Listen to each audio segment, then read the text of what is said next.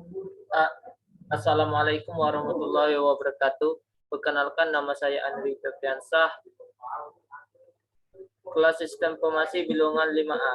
Baiklah, di sini saya akan menjelaskan WBS tentang proyek pengembangan sistem informasi akademik berbasis web, studi kasus pada SLTA Al-Sukro Ciputat.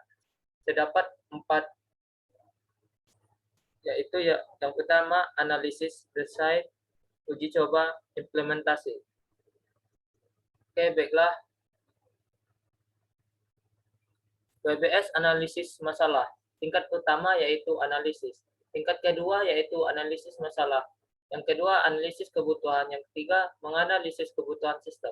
Tingkat ketiga yaitu pertama mencari tahu masalah yang ada pada sistem sekolah tersebut. Yang kedua menentukan masalah yang ada. Yang ketiga menganalisa masalah yang telah dirumuskan. Tingkat keempat yaitu mencari permasalahan yang berkaitan. Oke, selanjutnya yaitu WBS analisis kebutuhan. Tingkat kedua yaitu yang pertama analisis kebutuhan.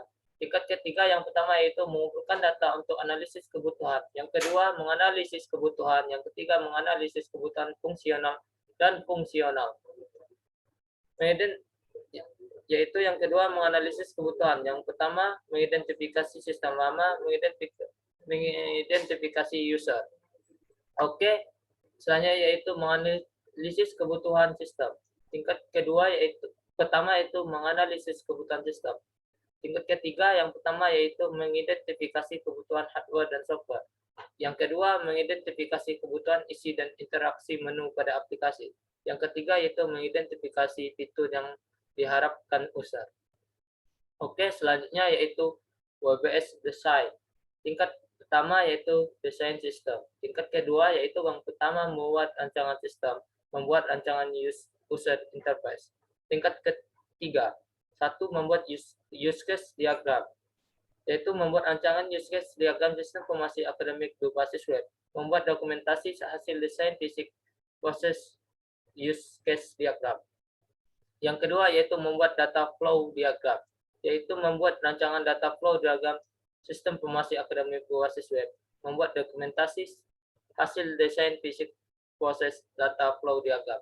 Yang ketiga yaitu membuat entitas relationship diagram, membuat rancangan entitas relationship diagram sistem informasi, yaitu membuat dokumentasi hasil desain fisik proses entitas relationship diagram. Oke, selanjutnya yaitu WBS uji coba. Tingkat pertama uji coba. Tingkat kedua yang pertama melakukan uji coba. Yang kedua mengatasi permasalahan pada sistem baru tersebut. Yang ketiga pelatihan user. Tingkat ketiga yang pertama melakukan uji coba pada sistem informasi akademik berbasis web yang telah dirancang. Yang kedua mencari dan kelemahan pada sistem tersebut lalu mengantisipasi dengan sebaik mungkin. Oke, yang pertama uji coba. Tingkat keduanya yaitu pemasangan sistem. Yang keduanya yang membuat dokumentasi hasil dari uji coba. Oke, yang selanjutnya WBS implementasi. Tingkat pertama implementasi. Tingkat kedua yaitu pertama pemilihan hardware, kedua penyusunan desain, yang ketiga pengujian unit. Tingkat ketiga yaitu pertama menyiapkan dan membeli perangkat keras yang sesuai dengan sistem informasi akademik berbasis web. Yang kedua melakukan dan menyiapkan rancangan yang telah didesain secara struktur. Dan yang ketiga user menggunakan sistem yang baru yaitu sistem informasi akademik berbasis web. Oke, WBS implementasi tingkat pertama yaitu implementasi, tingkat kedua penutupan proyek, yang ketiga rapat evaluasi hasil proyek, dan terakhir membuat dokumentasi hasil dari perancangan sistem. Baiklah itu saja presentasi dari saya. Mohon maaf apabila banyak kesalahan. Wassalamualaikum warahmatullahi wabarakatuh.